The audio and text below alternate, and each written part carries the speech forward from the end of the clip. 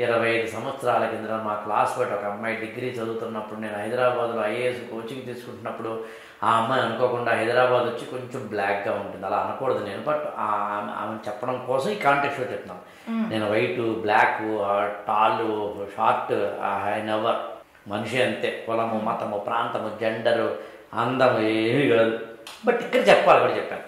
ఆమె మాట అన్నారు, రాఘవేంద్ర పెళ్లి చూపుకి వచ్చారు, ఎస్ నేను నల్లగా ఉంటాను కాదను, అందంగా ఉన్నాను కాదను, కానీ చాలా అవమానించారు, చాలా చచ్చిపోవాలనిపిస్తుంది నాకు. మీ అమ్మాయి ఫోటోలో ఉన్నట్టుగా లేదు, ఓకే నిజంగానే ఫోటో వాడు బాగా తీసాడు అనుకుందాం, ఇంత నల్లగా ఉంటుంది అనుకోలేదు, తుమ్మ ముద్దులాగా, ఓకే కొంతవరకు నేను తీసుకోగలను. కానీ రాఘవేంద్ర నీకు పెళ్ళి అవ్వదు, నువ్వు వేస్ట్ ఫెలో, నీ బతుకింతే ఎంతవే, అసలు నీకు పెళ్ళి ఏంటి, అసలు ఇలాంటి వాళ్ళ సంబంధం ఏంటి అని మధ్యవర్తిని తిట్టి, మమ్మల్ని తిట్టి, మా నాన్నని తిట్టి, ఏంటండి ఇది యాక్చువల్గా ఏంట్రా ఇది అంటే క్లాస్మేట్ కాబట్టి నేను అన్న మాట ఏంటంటే, ఇప్పుడు ఏంటి వాళ్ళు అవమానించారు, ఇప్పుడు ఏం చేస్తాను, మళ్ళీ తిరిగి వాళ్ళు అవమానిస్తావా, మరి ఏం చేస్తావు, ఓ పని చేయి, నిన్ను మిస్ అయినందుకు ఆడు బాధపడేలా చేయి, నిన్ను మిస్ అయినందుకు వాడు బాధపడేలా చేయి.